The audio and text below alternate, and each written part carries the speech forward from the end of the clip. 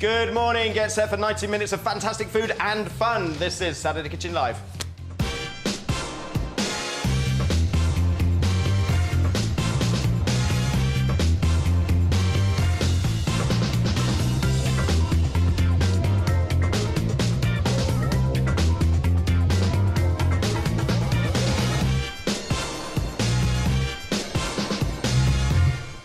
Welcome to the show. As ever, we've got a cracking lineup for you today.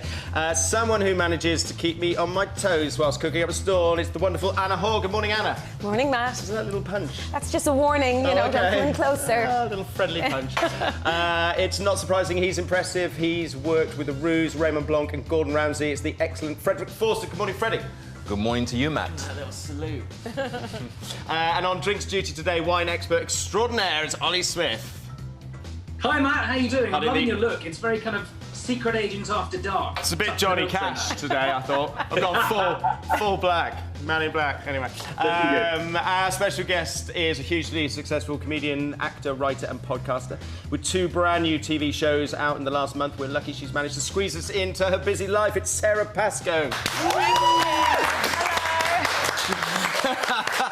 Good morning, Sarah. Morning. Anna's very excited. Look Very at her little excited. I face. screamed at you and I made a holy show of myself. Yeah, I was texting my did. boyfriend afterwards going, nope, No. not what we discussed I would do. Cool as a cucumber. Yeah. Now, Sarah, you've been vegan for 11 years now? Yes, yeah. OK, so we got a vegan show today. This is a new one on me, actually. We've got meat in the archive, obviously. So let's see what's on the menu today. What have you got, Anna? I'm going to make a really super delicious, flavour-packed, full mushroom vegan risotto. OK, and this is a vegan risotto you call a taste sensation. Yeah, I know, you haven't on the top stopped of your slagging me email, off about it was that. vegan risotto taste sensation. Yes, well, I was trying to really reinforce the idea that this is so tasty. Yeah. You don't need meat, you don't need dairy. It's really good. You did a last vegan show, actually. With I Ramesh, did, yeah. didn't you? I know, and I called him Ranganathan Ramesh. Brilliant. Oh God! It's not as easy as it looks, this gig, is it? Oh, it's not easy. It's not even easy doing this. Doing that is seriously hard. Freddie, what have you got for us? So I'm doing some hummus flatbread with some roast broccoli and some pumpkin and a beautiful herb and pomegranate and fig dressing. So Look really at that. Those flavoursome. Those Yep. figs, roasted figs, that's delicious. Like the look of those? Oh, I'm really, really excited to try all of it. Yeah, good, Yeah. good. Ollie, how did you get on matching these this week? 2 lovely dishes, and I've picked vegan wines for both. Both quite unique, both quite unusual wines. But we'll talk a bit later on about what makes a vegan wine and what to look for if you're hunting one in the shops. Okay, good, good. Now I fancied making the savoury version of a French classic, a galette. I'm going to make it with smoky romesco sauce. So lots of roasted peppers, some tomatoes in there. I'm going to make a little dressing with some fresh mint and parsley, shallots, a bit of preserved lemon. I'll tell you about my pastry disaster a little bit later on. This is a learning curve for me.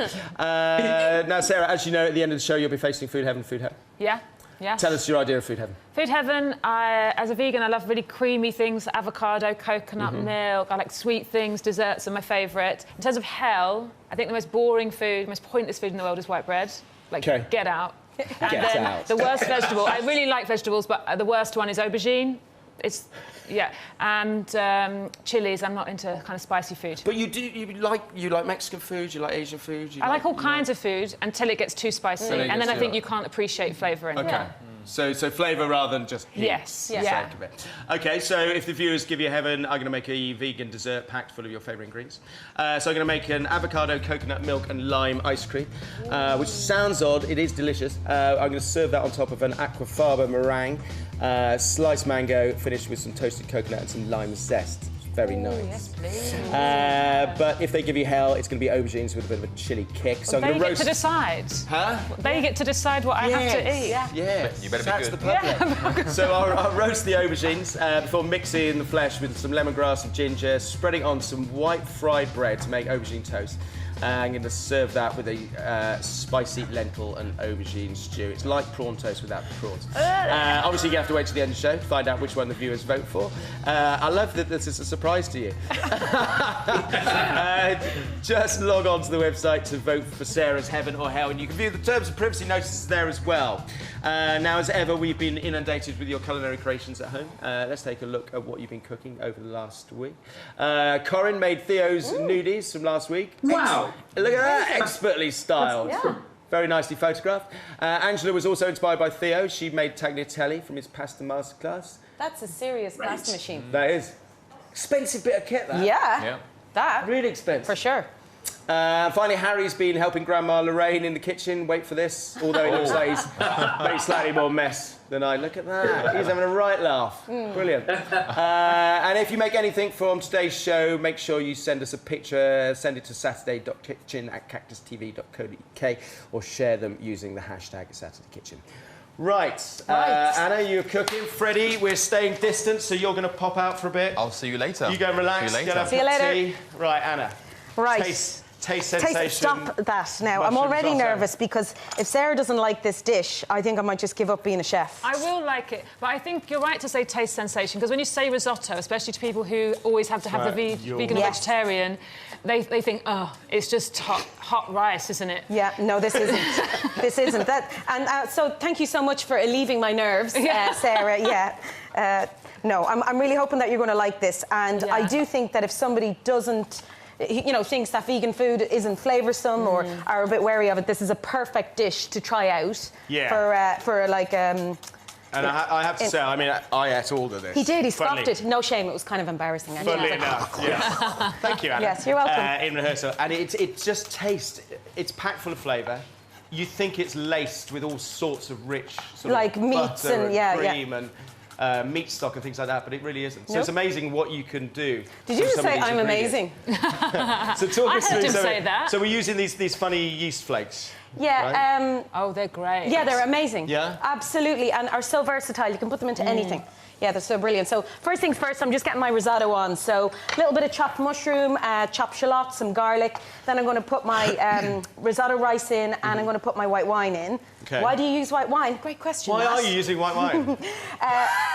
Loads of people follow recipes and they don't really know why things are in it. So there's kind of a complexity and an acidity that you're going to get from putting white wine in it, and it's a great base flavour that you're going to build on. So yeah, it's really good. The sweetness of the shallots and the garlic and the mushrooms then get balanced out with that obviously vegan acidity. wine going in there. Obviously vegan wine going in there, yeah. There's something about mushrooms and wine. It's the same with red wine and mushrooms. It has like a meaty kind of flavour when you put them together. Yep. Yeah, that's absolutely right. Mushrooms have this kind of umami richness to them, which can work fantastically well with red wines, but equally with richer whites, like the one we're going to taste today, because of white wine. So Anna, I thought I'd put the vinegar in there for a second. I was like, oh. Yeah. Hold it together, Anna.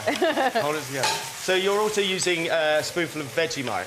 Yes, Vegemite is... yeast extract. Why not Marmite? Exactly. Is there a reason? Exactly. But is it a pro-Australian I thing? use Vegemite because I assumed that Marmite might have something meaty in it. No, it's vegan as well. So I have a big... My husband's Australian, so we have a big Vegemite divide in our house. Yeah. And he keeps Vegemite in the fridge, which is an Australian thing. Which is really bizarre. And it's really hard to spread then. Yeah.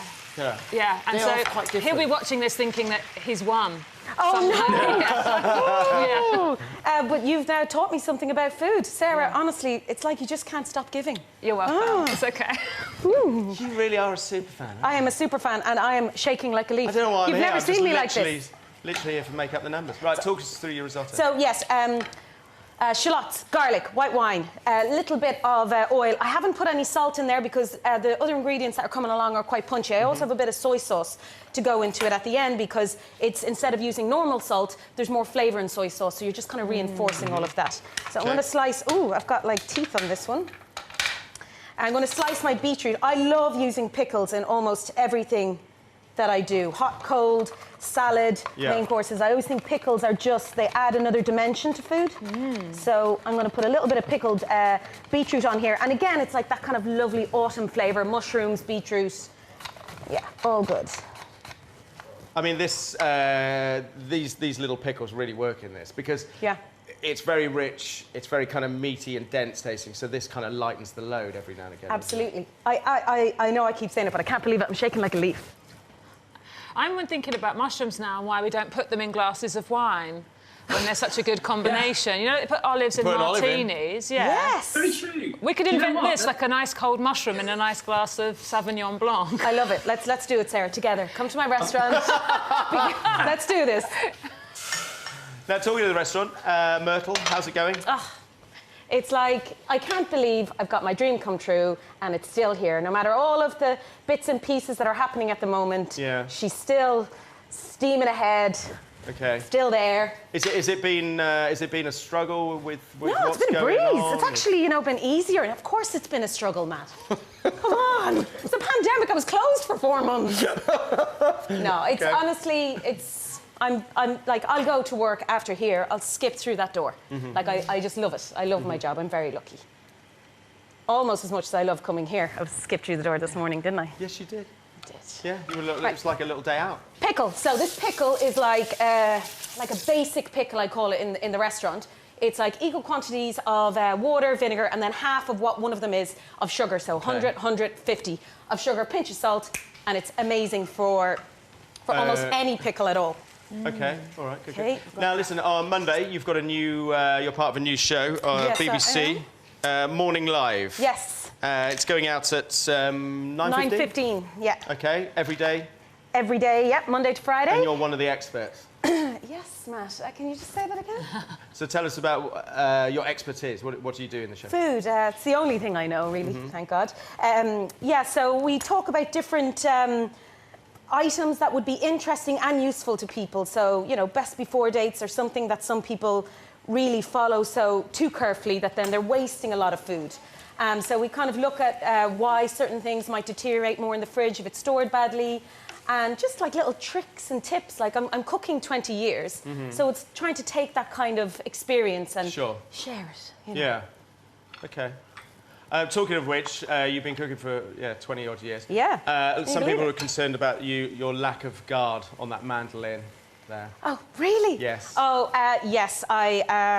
Yeah, it looked, when you were slicing the beetroot, it looked like you suddenly cut your fingers off. You know, it's a little bit. I can't drive, and I see people driving. I'm like, that looks very dangerous. But everything is easy when you know how. So yeah, I would recommend everybody else to use a guard, though. That's a wise thing. What is the guard? I don't understand. It's this, and actually, it is brilliant. You stick it into whatever vegetable you have. Oh. Keeps your fingers off. Oh. Yeah, it's quite safe. Yeah. Okay, that is clever. Yeah, and it's just one of those things in kitchens, like you buy the And you always lose mandolin, the guard. and then the guard just seems to, goes missing. Okay, right, so our risotto is coming along nicely now, and I'm going to finish it just with like a little bit of lemon zest and also soya kind of cream, which I think is nice, but not too Is that much. something you use? Yes. Yeah? Yeah. Doesn't need all a of lot. the creams are good, and they're good in different recipes. Like you can get oat as well, but oddly they have slightly different flavours. Yeah. Yeah. I like oat milk if I'm having a replacement milk in a coffee. I think oat milk is tasty. Or in sweeter things, but soya actually is a bit savoury, isn't it? Yeah, Because it it's is. from the beans. Yeah. When you're making a risotto, what's always good is that you're stirring the grain quite a bit and you're breaking up the starch, so that actually gives it a feeling of it being creamy without even having to add too much cream. So you're getting the natural starch out. Yeah. So talk us through these mushrooms then. What have we got here? We've lots of lovely little mushrooms. We've got smidgy mushrooms. We have some lovely chanterelles, mousserons, or fairy ring mushrooms. I think they're also known, which I'm like, obviously think is adorable. Yeah. Irish folklore just jumps into mind. But I guess that's something. What are the ones called that Matt's scared of? Oh, pink oysters. Yeah, they just look red. I think it looks like a stay away mushroom. Obviously, Speaking like as if they're he's not, ever 'cause they foraged a cultivate mushroom in it. his life. Yeah. Yes, he has. Please, Matt. Did you forage these What, yourself, a film Anna? crew set up a bunch of mushrooms in the grass? Generally, though, things that are red in nature is like, Yeah. might want to check Well, this the out. colour and diversity of wild mushrooms at the moment is just astonishing. I was out this week, and you have these little ones called amethyst deceivers, and they're the most extraordinary violet colour. Beautiful, beautiful colour. What was that funny kind of red starfish thing on your Instagram? Oh, that one is called the devil's fingers, and it comes out of a little sort of egg, and then it bursts out. Really? It looks like red tentacles, but yes, I put it up on my yeah, I social media. noticed. That looks slightly terrifying. So, could you use any mushrooms for this, or do you need to be sort of selective? If you only had button mushrooms, you could use only button mushrooms. But I'm trying to impress Sarah. Yeah, I've never seen so many mushrooms. Thank you, And you Sarah. know all of their names, unless you're making them up. They're like my children. I don't know. They're like my children. Does a mother forget her child's name? Sometimes. Yeah, she could. Actually, yes. Yeah. My entire life I was never called Yeah, Anna. she goes through all of the other kids, then the dog, and then it's you. Yeah, sometimes it leaves them at the shops. Yeah, I'm the youngest. I'm the youngest of 4. So yes, the story of my life is always, responding to Sarah, Catherine, Anthony. Lady was the name of our dog, and her as well. Right. How are we looking on time, Matt? I think you're nearly out of it. So you know, you've always got my back. Yeah. You just always got me there. Yeah, Matt. you know, you're not seeing me flapping at the moment. When you do, then you're nearly out of time. What about me flapping? You're all right. Nice jug. What's in there?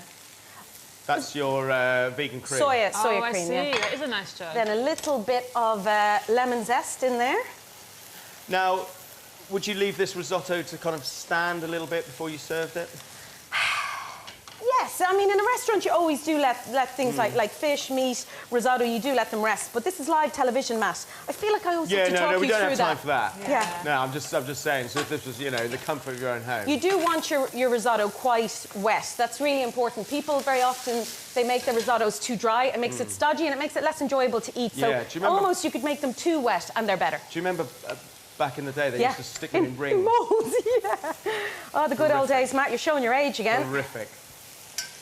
Yeah. Ooh, soy sauce. Right, we'll have a little taste. Right. Yeah. You know when you were asking about time earlier? Oh, you said I was fine. Yeah, well, now we're out. You're a bad person. And who does that? Who does that to a poor, innocent, nervous chef? Matt Tebbutt, that's who does it. Right, under pressure. I'm okay, under pressure. I can't believe how quick it's been, actually, to make a Sarah, risotto. you say all the right things. I would think it would take like 45 minutes to an hour Yes. to do that. Also, I feel sorry for people at home who are kind of, you know, eating Rice Krispies, watching the TV as you make something so delicious. I nearly forgot the yeast flakes. Oh. No, come So on. you Anna. use those a lot, do you? It's a really, really good cheese replacement in things, just Right. because of the base flavour. And Okay. there is no real replacement for cheese. No. So it's not ever imitating, but it is a really good level. And lots more places sell it now, because for Right. ages you couldn't get it. It would always be in Yeah. American recipes, Okay. but you couldn't get it here, but now Okay. you can. Yeah, you're I was absolutely astonished spot by on. You're spot on. It is has that kind of Parmesan kind of vibe Yeah. off it. The kind of acidity and richness that you Yeah. get from Parmesan. But so. it looks like fish food, and you would Yes. never eat it by itself. Yeah. Yes. It smells amazing. Oh, Doesn't it smell incredible? Honestly, It smells Sarah. meaty, Yeah. doesn't it? Yeah. I don't know, maybe that's a terrible analogy to use. No, I think it's the umami word that you described, Ollie. It's there's certain flavours that you can't actually get, well, you think you can't get as a vegan. Yeah. And so when you find a way of, and it's all of those taste buds get really excited. Yeah. Yeah. Yeah, 'cause I that's was what I missed amazed out when on. I tasted it this week. I cooked it at home, and it is such a rich, flavoursome dish. I was totally thrilled by it. I'm loving all of this. So many compliments. Just don't Yeah. stop. Don't stop, Ollie. Okay, nearly done. How over am I on time there, Matt? A good 4 minutes, probably. Oh, you're... I'll have words with you. That looks fantastic. It does look Okay, fantastic. look what she's going to do. No mandolin again. No protector. Just living dangerously, doing her own stunts Yes. on the grater. You don't have to wash up Well, in the middle of it. Yeah, but it's purple. It's for Sara Pascoe. Okay, there we have it, Matt. Nice. Right, remind us what it's called, Anna. Vegan mushroom risotto taste sensation. Amazing. Right, you can take a breath now. I'm so That delighted. was a lot to do in 20 minutes. Right, so there you go. Try that. Wow. So you cooked for Ramesh. Is this Yes. better than what you cooked for him? Well, I actually I did desserts. I can't actually remember what my I cooked God. for Ramesh. I did desserts. Do you like that? This is so good. That raw mushroom smell over the warm risottos. But it's Brilliant. sweet without being sickly as well, which I love so much. That's really, it's It really goes so delicious. well with this wine. Ollie, you nailed it with this wine pairing. In fact, tell us about Thank this you wine. very is much. weird. Well, we have the first old vine project wine to be imported into the UK. This is Carptic Chenin Blanc from South Africa, and it's a vegan wine. So before we get into the taste, vegan wines basically don't have anything in there that's derived from animal products. So you might clarify and fine a wine using, say, milk or products derived from fish blood sometimes, or egg yolks. It all sounds a bit grim, but there are plenty of decent alternatives like bentonite or activated charcoal. You might also find beeswax used in wax on the capsule. You might find milk-derived products within some agglomerated corks. But it should say clearly on the label, as this one does, suitable for vegans. And I think, you know, there's some good places. There's Vintage Roots online that specialises. There's Vegan Wine Box. Some of the supermarkets are doing a great job, the Co-op, Sainsbury's and so forth. But to really be sure, you want to see that on the label. Now, this Carptic is one of those wines that's been made entirely naturally. So they don't add any sulphur. They let the grapes ferment. They rack them off into oak barrels and indeed into a concrete egg in one case. And that gives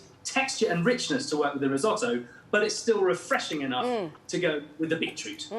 It's very good, isn't Yeah, it? it's really good. It's great pairing. It's really good. Very nice. I'll just pop a mushroom in there, and then it's ready. Yeah. How is everything there? It's so great. I think, you know, sometimes you have something that's delicious and you think, oh, I couldn't eat too much of it because it's rich. It's the opposite. It's the kind of richness where you want to keep eating it. It feels like it's laden with butter and calories, and it's not. No. It's really kind of... It's nourishing. I think that's what's perfect for this time of Gutsy. year. Yeah. And especially with plant-based food, you want things that make you feel like you're giving yourself lots of goodness. Yeah. And like, I'm going to literally follow you to your restaurant. You need to lie down. love hearts jumping in my eyes. Right, later on we'll be sampling some of the best vegan meat alternatives, and Freddy's making his fantastic flatbread. We tasted it in rehearsal, and it's like all Freddy's recipe. It's absolutely delicious. Yeah. He's going to roast off some figs. He's got some broccoli in could there, eat two, some quite roasted frankly. I'd rather pumpkin. He's got some homemade hummus on this delicious flatbread, lots of fresh herbs. It's amazing. Don't forget to send in your photos or any of your foodie questions over to us at saturday.kitchen@cactustv.co.uk, or join in the chat on social media using the hashtag SaturdayKitchen. And will Sarah be tucking into her food heaven avocado and coconut ice cream with meringue, or her food hell aubergine, the worst vegetable, toast with lentils? Go and log into the website now and have your say. I'm not allowed. Thanks for that, Rick. I'm sure you quaffed loads of it afterwards.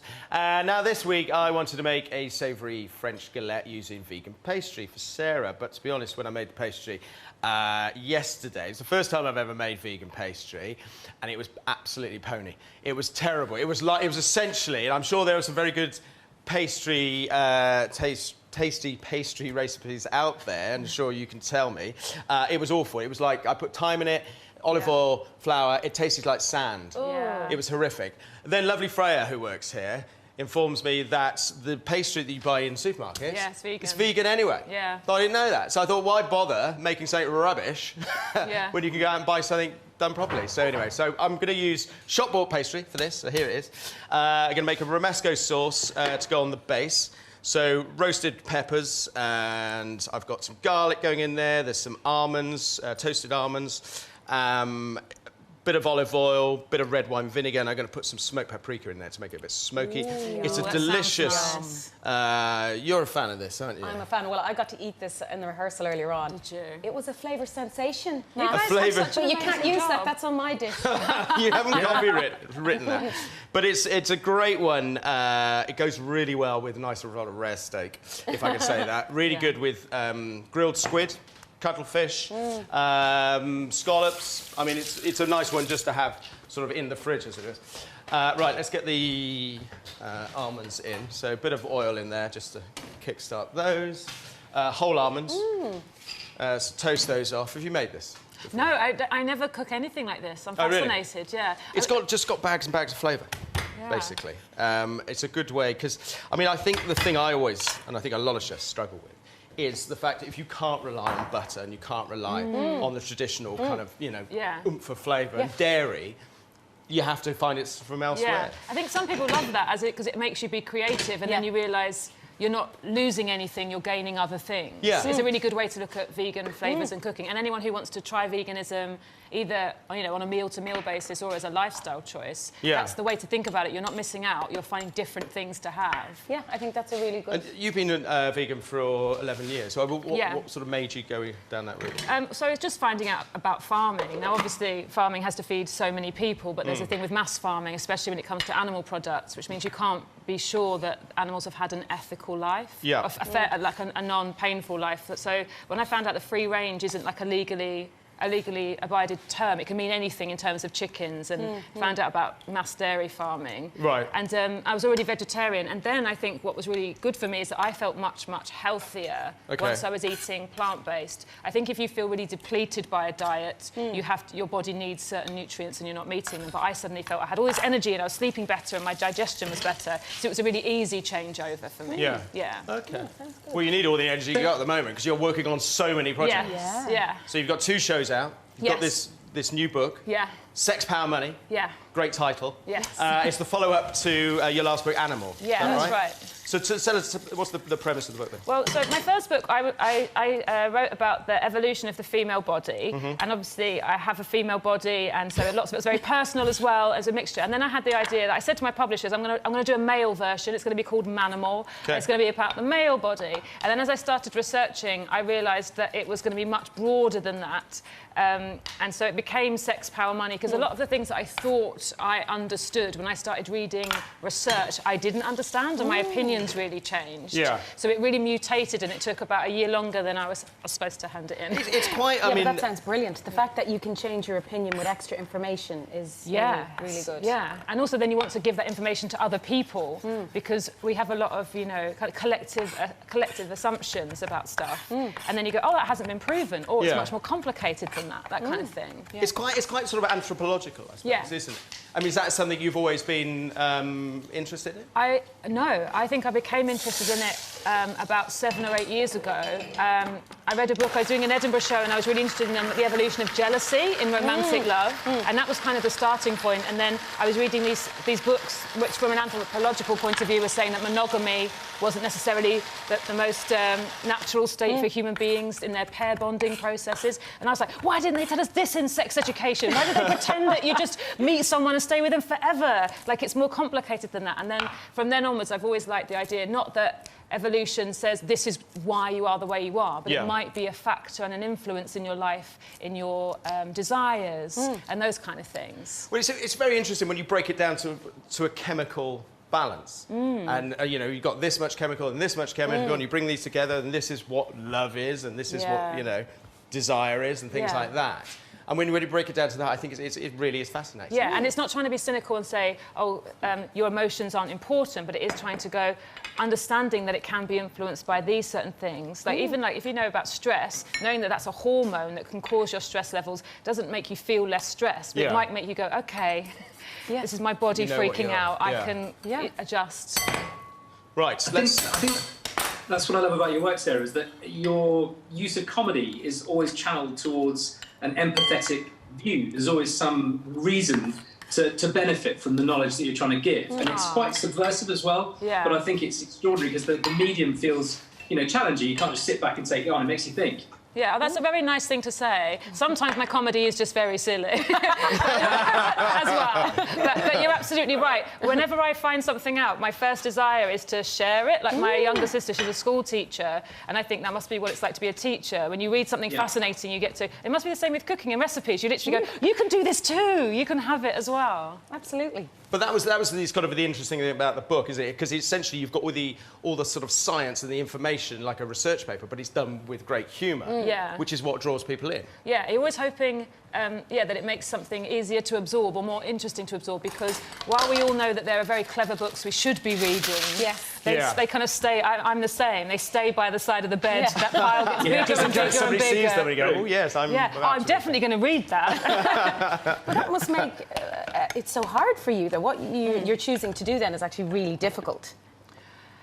Is it difficult? No, I think as... It took you an extra year. It was definitely difficult. It definitely was difficult in terms of... There's a point where you have to stop and write the book. And actually, when there's some subjects, like looking into gender Yeah. and sex, like, as in male-female sex, isn't a subject you go, OK, I've finished it, I've completed, I understand everything. But there does come a point where you have to go, a bit of this, a bit of that, the end. Yeah. Right, before I put this together, let's just recap. So here's the pastry. This is the romesco, simple as that. So that's the blitzed up whole almonds, the red peppers, some red wine vinegar, sweet smoked paprika, and garlic. So we put a decent amount of that, leaving a border on this galette. In this bowl here, I've just got some little baby cherry tomatoes, plum tomatoes. Toss with a bit of salt, bit of cumin and olive oil. So they're going on here now, like so. I'm going to fold it up. Then that's going to get baked for about sort of 25 to 30 minutes. Now, before I put that in the oven, though, I've got this glaze here. This is quite interesting. This is something else I hadn't tried before, which is why I love sort of doing this show, because it kind of opens your eyes to all sorts of things. So this vegan glaze, so rather than using egg, obviously, almond milk and maple syrup. Oh, wow. And it really works a treat, actually. Because actually, sometimes people just use the vegan milk, and what they wouldn't have is the shininess, which is what you want. That's what you want. And so that's the maple gives you that. I love this pie. I think this is so clever, Matt, as opposed to, because sometimes chefs, we overthink everything. We're putting things in moulds and we're, It's never been my problem. baking them.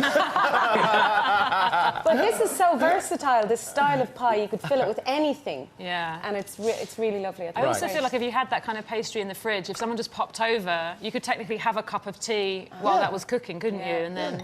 That's the romance of cooking. This is what we think we'll do. And we leave it in. This is like if just in case somebody pops around. Yeah. Actually, and at the moment, of course, it's illegal. So it's just you eating pastry. And of course, you're having a business meeting, and then you could have it in the garden. Yes. Yeah. And then you can have a pie. So, Sarah, you've also, to go alongside the book, you've got a podcast. Yeah, well, so a lot of the topics, the people that I was researching in the book, are people we don't hear from very often in society because of their jobs in the sex industry. And I realised that what happens quite a lot is people like me, researchers or people who want to write their own books, take their information and they kind of process it through themselves. And so the idea of the podcast was to let people, especially marginalised people, and they're all really, really fascinating, to speak for themselves. Right. And in so many ways, I'm really ignorant. And that's the podcast, essentially, is me going, OK, so you do this, what's that then? Yeah. Or how does that work? Or why is this opinion not right, because it sounds right to me? But that isn't, that's how you get the best discussions, though, isn't it? Rather than going in with your own preconceived ideas of this is right and this is wrong. Sure. Giving somebody a voice. Yeah. And also just being curious all the time, because I think we all, as adults, get very scared of not knowing, and we try and hide it all the time. And actually, just being curious isn't going, I'm stupid, it's going, oh, I'd love to know more. Yeah. Brilliant. Right, so this little thing I'm chopping here, so just some fresh herbs, a nice sort of zesty herbs. So I've got the parsley there, some mint, a bit of preserved lemon, shallots. So when you say smoked paprika and cumin, I think, oh, that goes together so beautifully. But now with these, I have no idea how that mixes. What's that? There's like the kind of zingy herbs. Oh, well, yeah, I mean, it's loosely kind of based on a North African chamula. OK. So, you know, coriander, cumin, parsley, mint, things like that, and the preserved lemon. And it's just a nice collection of vibrant things. OK. Sensation. Right. So that... I feel really bad because in lockdown I planted lots of herbs in window boxes in my flat because I was at home all the time, and they've all died now. So I've got a graveyard of all these herbs out my window. Yeah, I'm a murderer of plants. I do my best to grow. I romanticise my garden. We'll have loads of fruit and vegetables, and then I'm like, oh, if I didn't water them for like a month. Yeah, and also if you're out of the house all the time, you just do need to be there, don't you? Yeah. Right. OK, so that's the... you've got a nice shot of that before I cut it out. There's the... There you go. There's a nice, nice finished tart. So let's just chop that down the middle. And it is short crust, is it? I didn't ask you that earlier. Yes, it is short crust. Yeah. But that was quite a revelation, actually. Yeah. That's, those supermarket ones, they have puff pastry and obviously they're not marketed as vegan, they just are. And the croissants in cans are as vegan as well. Really? Yeah, Are same they? thing, they're oil. Yeah. Really? Right. There you go. There's your next course. Try that. So beautiful. It is so beautiful. have a tuck into that. So what will I be making, Sarah, at the end of the show? Will it be a food heaven, a creamy avocado and coconut dessert? If so, I'll make an avocado, coconut milk and lime ice cream. I'm going to serve on top of an aquafaba meringue, some sliced mango, and then finish that with some toasted coconut and lime zest. Or it could be her hell, aubergines. Aubergines, some more aubergines. So I'm going to roast some aubergines, funnily enough, before mixing the flesh with lemongrass and ginger, spreading on some white fried bread, make some aubergine toast. I'm going to serve that with a spicy lentil and aubergine stew. It's heading towards hell. No! Currently. Yes, so get what online. have I done wrong? Nothing. Don't worry. Get online, change it. Go log onto the website now and get voting. How is that? It's so delicious. All right? I think it's really even lovely. better than the one in practice. You've elevated the cherry tomato that I'm already in love with into something really special. Good to know. Right, time now to join Keith Floyd on his Spanish adventure, and he's on his push bike riding through the Sierra Nevada mountains to clear his head after a heavy night, of course.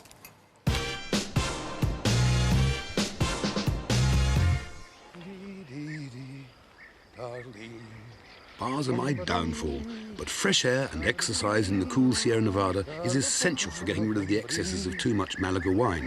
The hills are alive with an erratic heartbeat and a thumping head.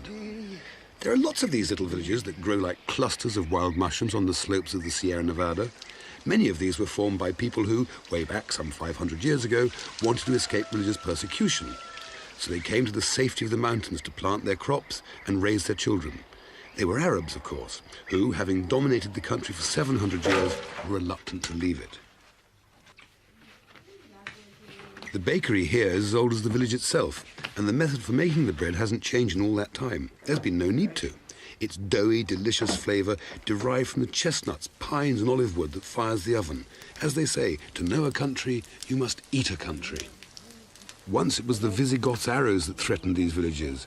Now it's holiday complexes and the high prices for second homes that pose the greatest danger. How long will the red peppers dry in the morning sun and the fowl be fattened for the rich dishes of the mountain folk before tourism wreaks its terrible toll? Wasn't that really interesting? History and food, geography, they're all intermingled. They're inseparable, like horses and carriages, love and marriage and all that stuff.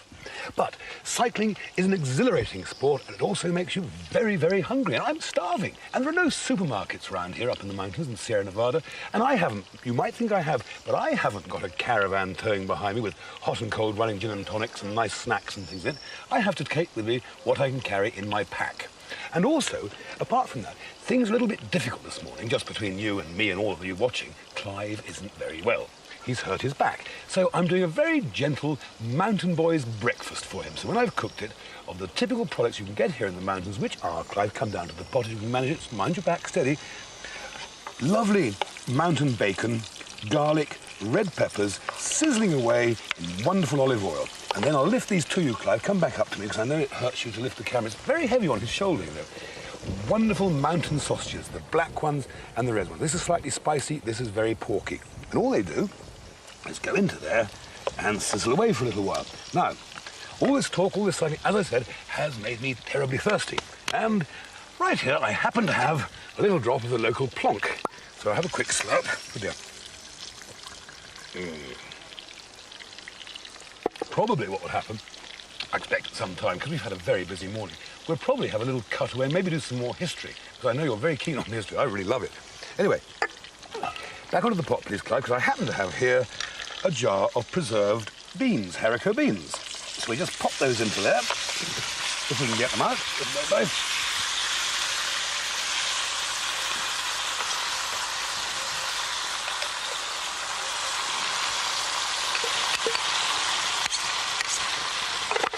Little stir around. Look at that, isn't that wonderful, wonderful colours of the Sierra Nevada? A simple mountain breakfast. Now, Clive, that has to cook away for about 20 minutes. I need to put the lid on it. I need to talk to you about more food and history and how they're linked together. So I shall do a really good thought piece in a minute. In the meantime, you give us one of those super GVs. And by the way, people at home, by the time you see this programme, Clive will be better. So don't bother to send him any get-well cards. For a refreshing mid-morning snack, the fruit from the prickly pear cactus. Handled with expert care, the pink flesh is quite succulent.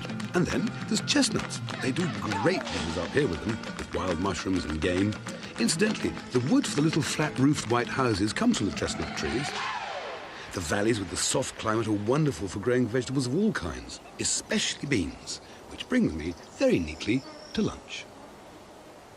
Anyway, I've done lots of chat. I want to show this superbly simple dish. Quick spin round the ingredients, Clive, and we'll cook it straight away in real time, OK? It has beans, which have been blanched in boiling water so they're half cooked. It has the wonderful ham from Serrano or Salamanca. It has salt, it has eggs, it has prawns, it has garlic, and it has olive oil. And what I have, while I pause for breath, because that was a pretty dynamic take, I have a quick slurp. OK, very first thing we do, pan on the stove, straight in. Now over here, Clive, please, thank you. A little bit of garlic in there. Get that sizzling just for a few seconds. Then we pop in these wonderful prawns. They go straight into the pot. Sizzle, sizzle, sizzle. Very straightforward. Then we chuck in a few of these blanched beans. OK, this is only for about one person, a little starter for one person. OK?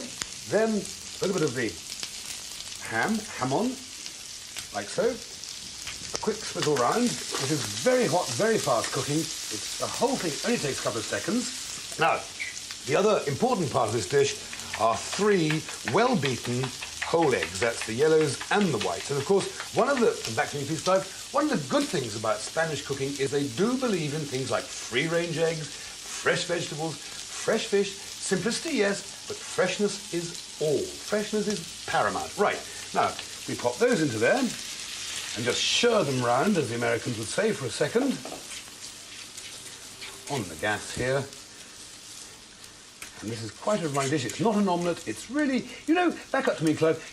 In those posh brasseries you go to, for breakfast it says, have scrambled eggs and smoked salmon on a bit of toast and a glass of champagne or Bucks Fizz or something like that. Well, this is the Spanish and rather nicer version of that kind of thing. And look, as we speak, there it is.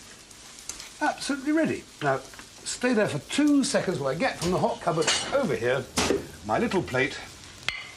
And there we are. There's a little bit of fresh, friendly, sunny Andalusia on a plate. A cracking little snack. A brunch, a lunch, a supper for lovers, a treat.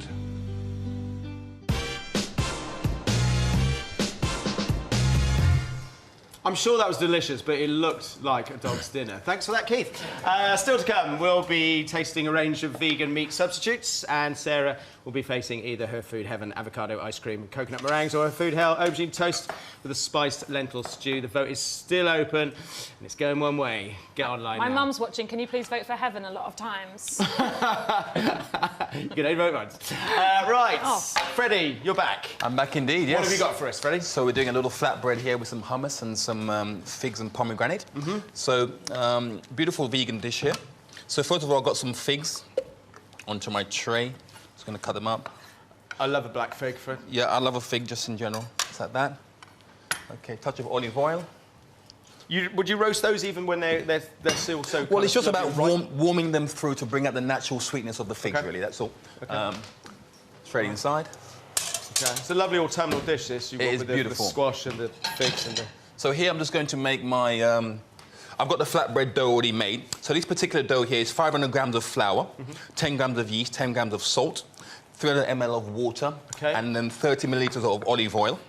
I just make a basic dough by mixing it all together, and then I let it proof for a couple of hours. And then after that, I knock it back, which just means take the air out of it. Yeah. And then I then sort of let it rest, and then I roll it out, such like so. And as I'm rolling it, I don't want it to go too thick or too thin either. Okay. Just like that. And then just take a fork and then just sort of prick it a little bit so that when it goes into the pan, it doesn't puff up too much. Okay? Bit of flour, move it around, like so. And then just how is Reed's Restaurant? Do you do a lot of vegan food? Well, we do quite a lot of vegan food, not too much, but enough to keep me occupied. I think after today's performance, hopefully we may have a little bit more. Yeah. Do you find it quite kind of challenging? Do you find it exciting? Not really. I mean, I find it exciting because, I'm sort of the kind of guy who likes to sort of cook quite spontaneously. I really love creating different dishes, and I like being challenged about doing things that I might not necessarily do all the time, really. So just about the hummus here. So I've got some store-cupboard chickpeas. I've got some tahini, which is like a sesame seed paste. Some garlic, some olive oil, and some salt and pepper in here. Okay. And let's blend all that together just nicely. I mean, it's so easy to make. Very easy to make. It's kind of... There's no reason to buy it, really. No? Yeah, but it's very easy to get it wrong as well. You can just end up with an absolute vat of something inedible, Yeah, I always make too much. Yeah. Because you never think one can of chickpeas is exactly. And then it's all in 3 Tupperware pots in the fridge. Everyone can only eat hummus. Yeah. OK, that's fine. So now I'm just going to cook off my purple sprouting broccoli, which is coming into season right now. Okay. So a nice hot pan with a bit of olive oil. Put my broccoli inside. So that's going in raw? Well, it's going in raw now. All I'm doing is sort of flash frying it now, just to sort of get a bit of colour and then also get a bit of texture. And I don't want it to be too cooked. I want it a little bit crunchy so that it has a bit of texture on my flatbread. Mix it together nicely. Freddie, last time you were on, you were waxing lyrical about your lovely kitchen garden you got at the restaurant. Is that sort of still in operation? Or I mean, the kitchen garden has served us well throughout the summer months. Obviously, we lost a little bit during the pandemic. But, you know, it's almost coming to an end now. But we've got some lovely potatoes there. We've got some nice sort of artichokes, some celeriac, some leeks. So we're still doing all the autumnal cooking that we actually require. So that's getting nice colour now. Just turn it down slightly. So it's still servicing the restaurant? Just a little bit. So now I'm going to make my vinaigrette. So I'm going to take a little bit of red onion. Just slice nice and thinly. Sarah, how have you found restaurants, I suppose, over the last sort of 10 years? How have you seen them change? I think it's been incredible. I think it's been incredible because part of it's accommodating, but no one ever makes you feel bad about it. Like, if there isn't something vegan on the menu, I haven't had anything where people have gone, well, that's what, you can just have fries on the side then, or you've got, I guess, side salad is it. They've always gone, OK, I'll go and speak to someone in the kitchen. They come back and go, OK, what we can do? We're going to do this, and on that, do you like this? And also now I'm getting so used to... I'm getting spoiled going in and seeing that there's lots of options, and options that, because they taste great, they don't have to have a big vegan next to it. It's just on the menu and you check, like, oh, is that...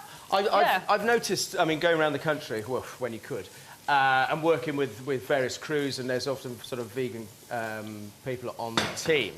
By and large now, outside of London and outside of big cities, you can get good vegan absolutely. options. It's a strange part of capitalism that sometimes works in a really positive way, but all of the chains, all of the sandwich shops and supermarkets all have vegan options as well, which means that, the same for me on tour, I used to have to take packed lunches, because if you were in as you say, outside of a big city, you were going to be eating peanuts from a garage. It's still hard, however, I think, to go to somewhere like France. Oh, yeah. Or Spain. Europe, or Norway. In Norway, I was sent to a vegetarian cafe. I asked for a vegan salad, and it had a beef burger on it. Oh, boy. Really? Had a beef burger with oil running down the lettuce. Wow. Ollie, that's like something you'd create, isn't it? Your crumbled burger on salad affair. It's an outrage. I'll never live it down, that. So, Freddie, sorry, we missed a lot of that. It's fine. So, just finish off my vinaigrette now. So, I've got some olive oil in here. I've got some sauteed off broccoli. I've got a bit of pre-roasted pumpkin here, so it's very nice and autumnal. Some nice basil, some red onion, as I said before, and a little bit of balsamic vinegar for a little bit of sharpness, really. OK. So now I'm going to put it all together. I've got my flatbread that's been cooked for about 3 or 4 minutes, golden brown on both sides, nicely drained on my board here. Then I've got my hummus. I don't like the hummus to be too thick, you know, just sort of nice and spoonable. Place that on top. OK. And this is one of those sort of dishes that you could... It will evolve as the seasons change, right? Yeah, I mean, all I'm doing here is just basically using ingredients that are very much in season now. And really just doing it in a very, very simple, sort of fun way of eating. I just think it's, you know, vegan food or whatever food it may be, if it tastes good, it tastes good. So that just goes on top. And now I just take my little vinaigrette and just spoon everything on top, just nice and liberally. So you've got lovely flavours, lovely colours. They're gorgeous colours. Lovely textures. Thank you, Sarah. Just on top of that. OK, so just the roasted vegetables, balsamic... Yeah, olive oil in there. Pomegranate in there. That's pomegranate. I mean, you can change it to whatever sort of, you know, stuff you want to have in here, but I just think that these combinations work very, very well. Like I said, they're all in season. That's fine at that. Bit of olive oil in there. Do a bit of fresh dill. I think Halloween is the kind of vegan festival because you have all the leftover pumpkin. Right. Because, you know, like Valentine's Day is chocolate and Christmas is obviously all of the meats and things. You it's see like it as the Halloween, vegan. that's for vegans. Yeah. It's pumpkin time. And there we have it. Right, fantastic. And remind us what you call it. Sorry, Oh, no, we're not there. We're not yet. I forgot my figs. Oh. Hang fire gallery. Yep. The pièce de résistance. Yeah, don't forget that. Figs on there. And there we have it. Beautiful. And what do you call it, Freddie? So here we have hummus flatbread with roasted pumpkin and sprouting broccoli and a beautiful vinaigrette of figs and pomegranate. Amazing.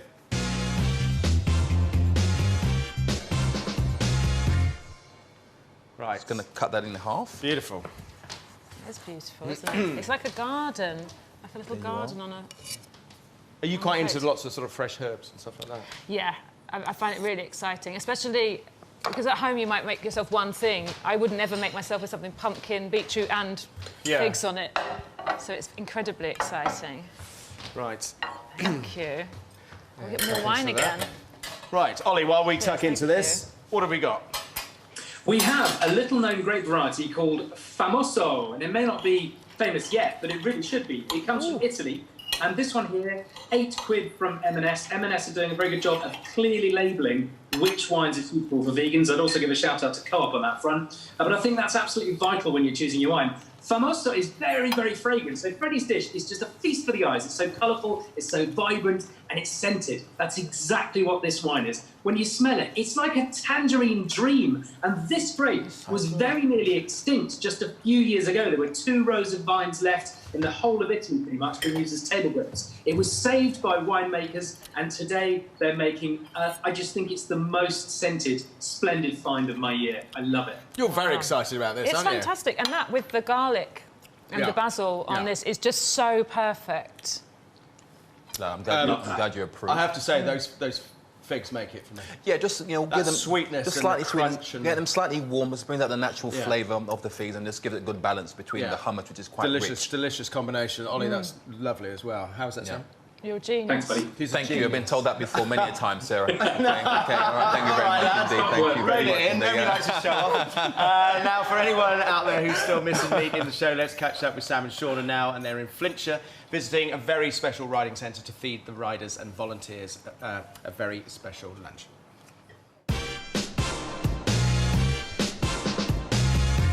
The Cloyd Special Riding Centre helps people of all ages who have additional learning or physical needs. This place, it's a magical place. Coming here was like giving me my legs back. It's been open for 36 years, and throughout that time, it's been run almost entirely by an army of volunteers. Why do you think they come here to volunteer? Because they got a big hat. We think the centre's achievements are something to celebrate, so we're going to cook 10 huge beef briskets Texas style in a giant handmade cinder block smoker. The succulent beef will be served with a Lexington red slaw, creme creole, and a Southern American rice and peas dish called Hopping John, all wrapped up in our handmade tacos. We've got a week to teach the volunteers and riders how to do it, so who better to start with than Centre Manager Sorrel Taylor and volunteer trustee Sally Anson. So, in the car, we've got Sorrel, Sally, Sam, Shauna, all the S's. S Club 4. S Club 4. I can't believe they've let you out today, girls. What have you done for this privilege? Well, I brought the boss with me.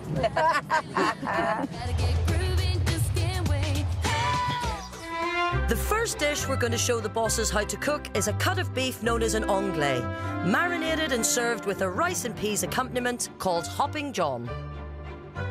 And for this cookout, we're heading to what's left of this 12th century castle.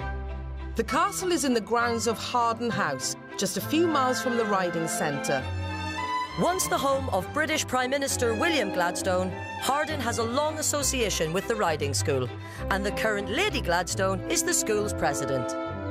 They also grow their own veg to sell in a local farm shop, so Assistant Manager Lorna has brought us a few greens for our recipe. Right, so you're going to help us cook? I am. OK, should we get chopping? OK.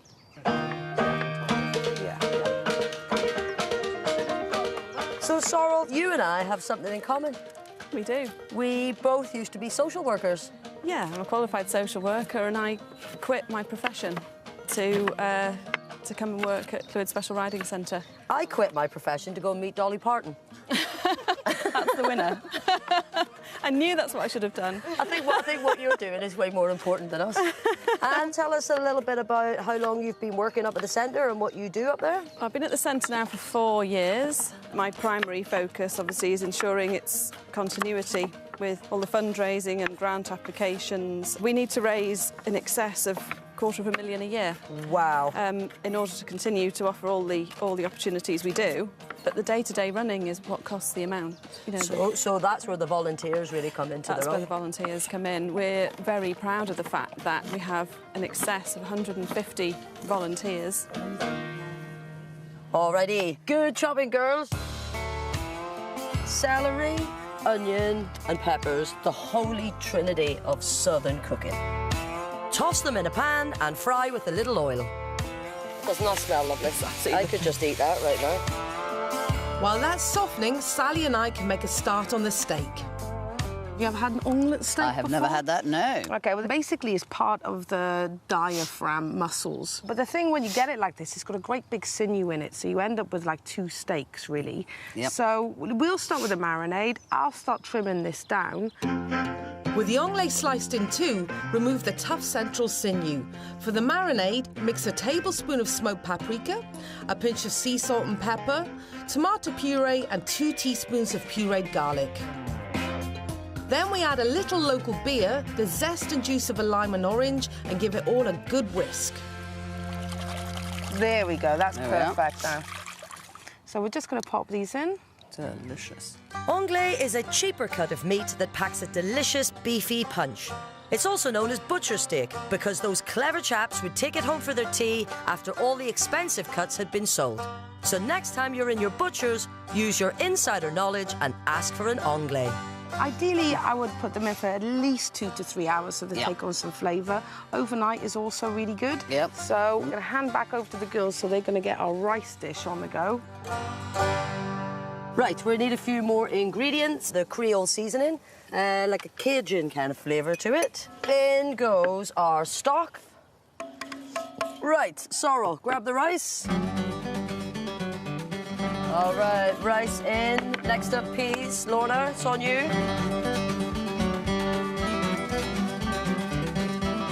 OK, our Hoppin' John is on the barbecue. 3 different types of herbs, coriander, spring onions, chives.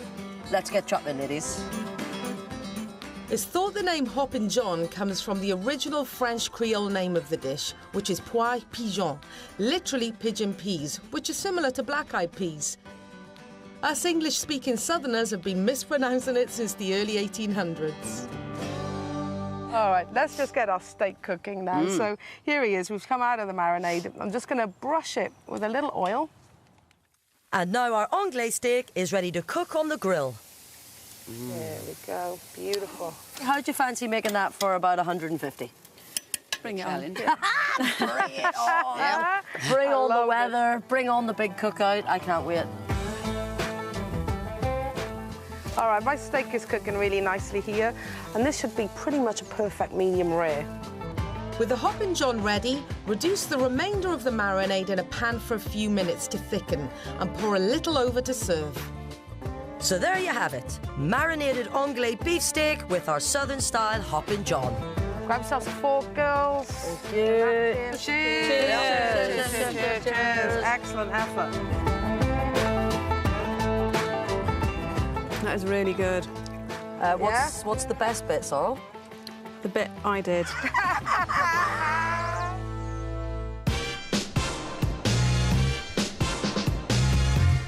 Delicious as ever. Right, the website vote is now closed. We're going to find out what Sarah will be facing a bit later on.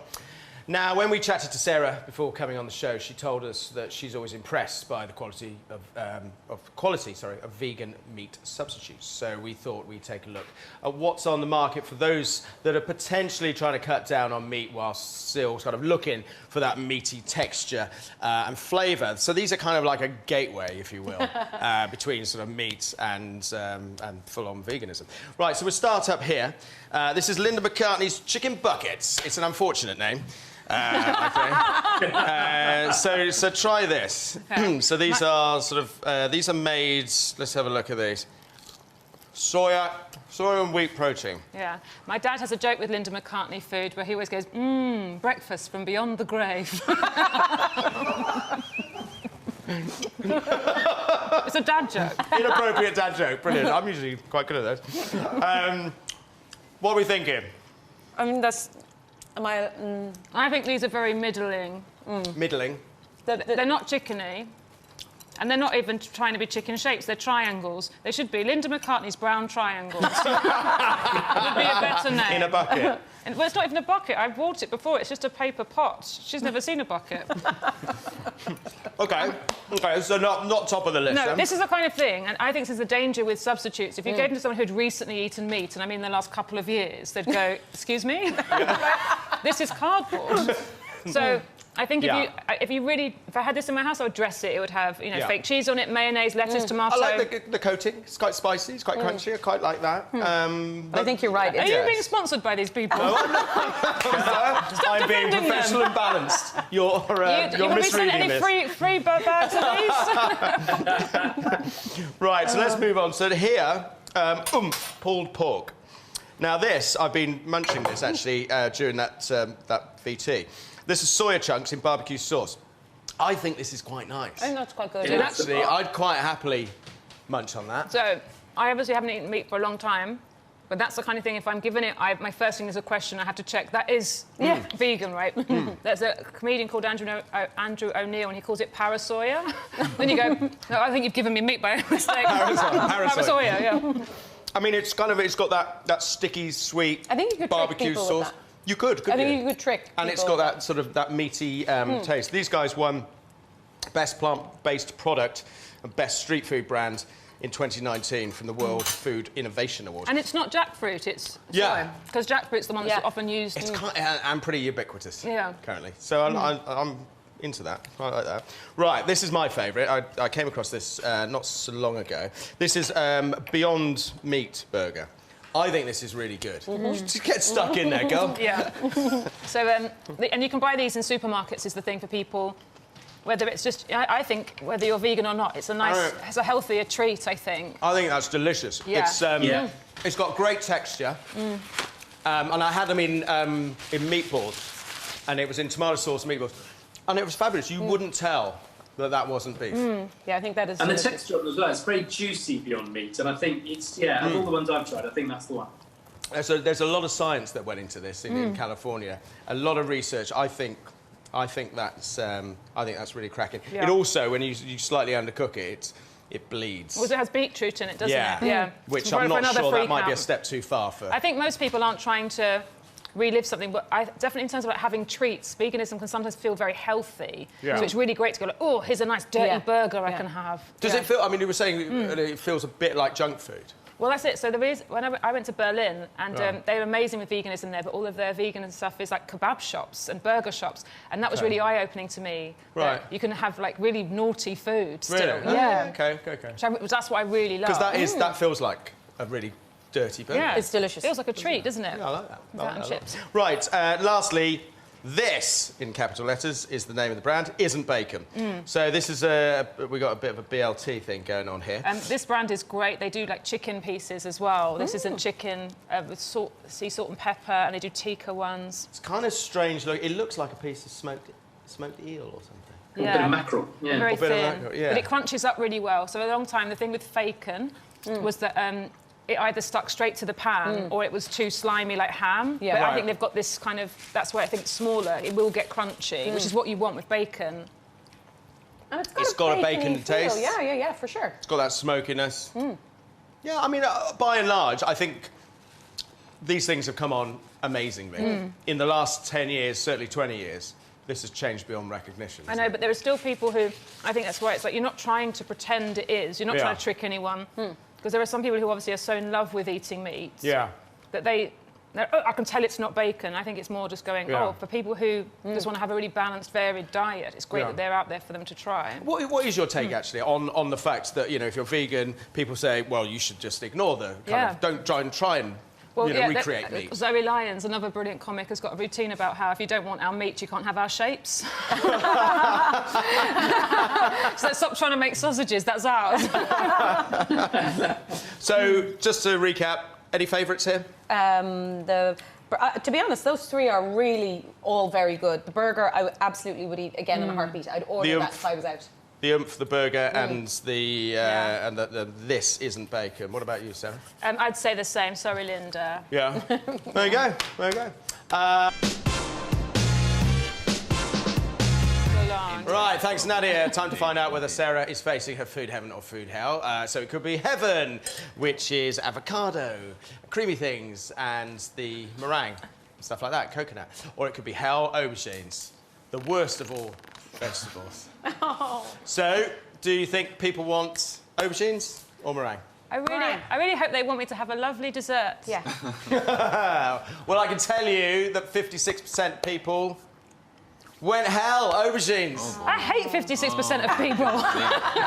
People very rarely go for desserts, I have to say. Most people are into savoury, which is why don't take it personally. I didn't know You're that. taking it personally. I am, but you're going to have to make this delicious for Sarah, or I will be furious. Right, don't be so threatening.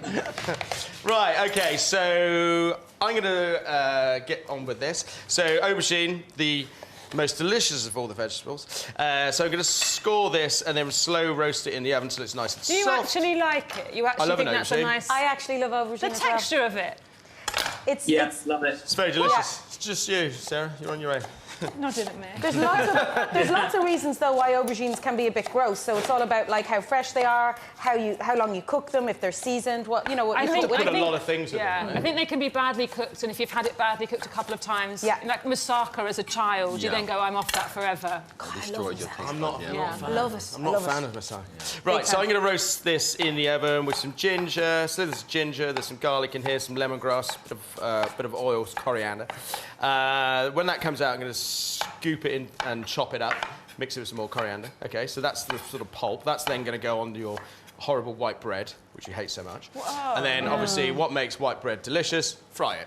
Amazing. Oh, my God. So I'm going to do that. Anna is doing the spiced lentils. So in here, we've got... What have we got, Anna? We've got onion. A bit of onions, a bit of celery, lots of fresh herbs, lots of chilli. Yeah. Oh. And what colour lentils are they? Yeah. Puy lentils. Okay. Nice. My favourite. Yeah. Yeah, you all right with puy lentils? I love lentils. Lentils, especially in soup, I think they're another really incredible ingredient, very versatile and very pulpy, can be quite meaty. Do you cook a lot, Sarah, yourself personally? Are you a big cook cook? very basic things, but I find it very meditative, like lots of people. Yeah. It's a real treat to get to kind of spend some time nice in the calming kitchen. And relaxing. Calming, relaxing, Nice. You enjoy it? I love it, But I can't do anything fancy, which is why I'm so interested in what you're doing. I don't believe this. I don't believe this. Every time we were talking about food, you really understood food. I'd say you're a really good cook. Guys, this is the best day of my life. I'm getting fed and given compliments. Sarah, are there particular chefs whose recipes you love? I'm a big fan of Risotto, for example. Just wondering whose recipes you prefer. I recently got her book, and I would really recommend that to anyone. The creamy curries and the taste and the flavours in Risotto is amazing. I love them. Melissa Helmsley's got a book which is kind of flexitarian. And that's so fantastic because depending who you're cooking with, you can put cauliflower instead of fish in a curry and all of those kind of adaptations. So you can adapt quite a lot. Yeah, and she's kind of thought it out for whatever you're doing. And even gluten-free, she has adaptations, so that's good as well. Check it out. Yeah. Right. So, Sarah, let's talk about the new sitcom. Yeah. Out of Her Mind. Yes. It's very funny. It's brilliant. It's quite off the wall. It is. My favourite descriptor was bonkers. Because really, when I got my own series, and it was just such an exciting thing. So it's half family sitcom and half of it's kind of inside my brain.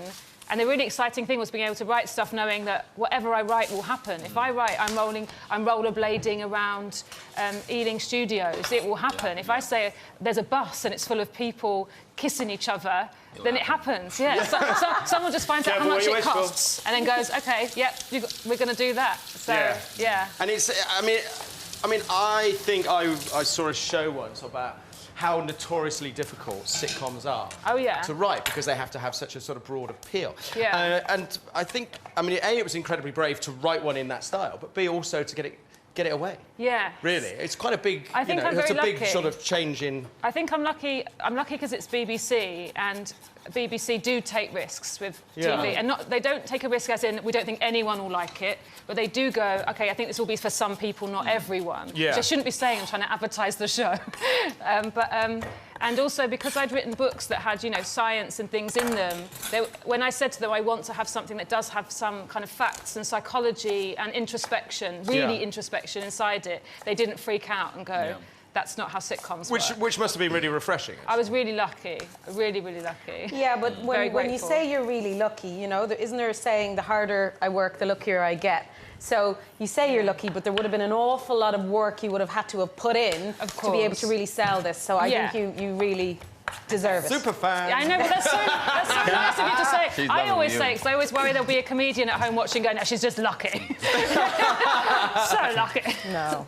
No. Right, so this is the aubergine puree.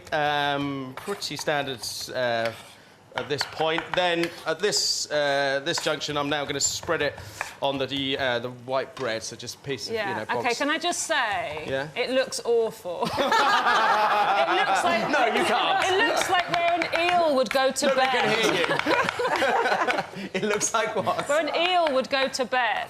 Like, it looks where fish would lay their eggs. It does taste very nice, I can assure you. Yeah, it's just such a horrible colour. Yeah, it's not a great colour. It needs a little bit of help. OK. It's like a really grey day.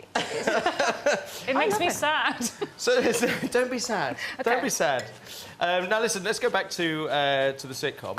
In it, you're called obviously Sara Pascoe. Yeah. I mean, how much does it mirror your actual personality? It really is me. I know some people make stuff and they go, oh, it's a version of myself. No, she really is me, and it's lots of things that I have felt. The one thing I had to be very careful not to do is, because obviously I have people in my life, so it's not a representation of my life now, and it's not a direct representation of anyone in my family. Right. But so I was trying to recreate like my truth without trying to make anyone do an impression of either of my parents or anything like that. Yeah. So your mother doesn't run while drinking a can of wine? No, she doesn't. She absolutely doesn't. Yeah. Juliet Stevenson's brilliant, right? Because she's such an incredible actor, she's so good at comedy because she's so truthful. And so that's what's amazing, is writing really silly things, and she'd be like, but why is my character waving this letter about the smear test? Wouldn't she just wait inside the house? So it's like, yeah, but this is a comedy, so you have to go out in the street and wave it like that. Yeah, she's so good. Yeah. Right, so... I think the form of it as well. Sorry, Matt. The way it's structured, it's not like a usual sitcom where people are just in one location, situations are thrown at them and they react in different ways. There's so many different angles from which you look at the story. Your internal commentary, jumping into a scene, you know, referring to characters. It's quite fascinating. I love the structure of it. Yeah, we spent a really long time on that. I think it was the idea, if this is the only time I ever get to make a TV programme, I'm going to throw absolutely everything at it. Throw it at it. Yeah. Absolutely at it, yeah. I mean, you do a lot of stand-up comedy, right? So do you actually I was wondering, do you get nervous when you're on stage? People are going to laugh at your gags and your jokes? I mean, it'll petrify me. I actually think it's really similar to being a chef, which you wouldn't think, but... You spend all this time making something you think is brilliant, but every time you give it to someone, there's this slight feeling of what if you don't like it? And then sometimes they don't. And it isn't because you didn't put the effort in. It's not because you didn't go, I don't care how this tastes. I always care. And sometimes your ego has to get used to the fact that you can't control how it's received. And sometimes that can be a bad day. And sometimes it can be, oh, I'm not made for you. My best thing isn't what you enjoy. And I think it's really... That's what I find compulsive about it, is that it's a live experience. It's every day. It's every time you go out. I was always wondering about that, because being a comedian, must be quite difficult to think that people are going to like my gags, don't like my gags, and how you'd react to that, basically, really. So I was just curious. But you can only make what you want to make. And that's the thing, is it's a democracy. Like a restaurant, people don't come if they don't want what you're serving.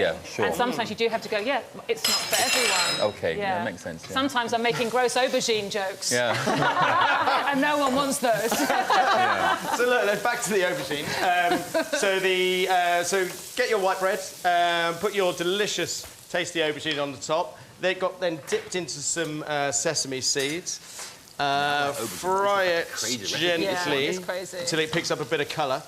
We're not using, obviously, any egg in this, so you've got to be careful with it, otherwise it might want to slide off. We had this chat earlier. Yeah, it looks delicious. Looks perfect. But it's going to be delicious. Matt, this is not one of your usual recipes. Where did you get it from? Even by your standard, it looks a bit kind of crazy. Well, it is. Yeah, it does, yeah. This is prawn toast, mate. Yeah, okay. This is a really good play on prawn toast. Yeah. I see. So that's what... So the aubergine is like slimy prawns. Yeah, I see. Yeah. Okay. Right, so could I have those greens that you chopped up? You certainly can. Please, Anna. Thank you very much. Do you get to eat out much in restaurants and stuff? Well, maybe not so much now. Not at the moment, yeah. but I do.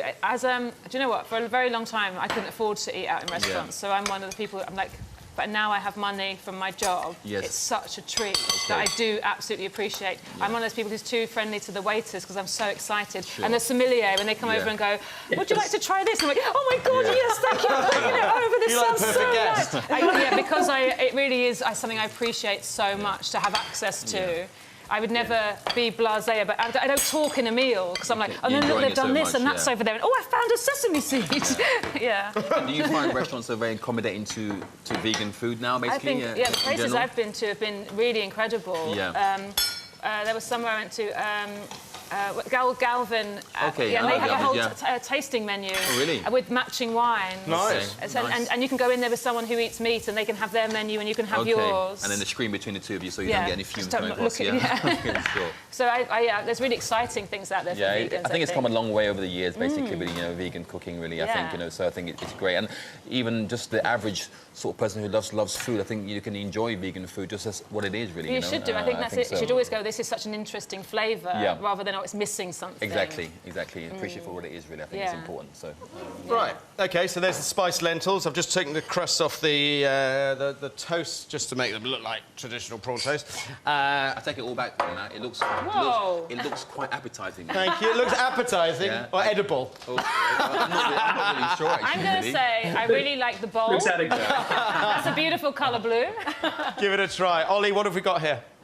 We have Morrison's The Best Grüne Veltliner, which is currently on offer at £7. It comes from Austria, made by Markus Huber, and it's one of those wines that has lots and lots of vim and zing to it, but when you smell it, it's got a lovely kind of savoury twist to it. Think somewhere between white pepper and cress. Try-and-tell where this comes from in Austria. They specialise in Grüne Veltliner, and with this kind of dish, with the fragrance as well as the earthiness, the lentils, is it one?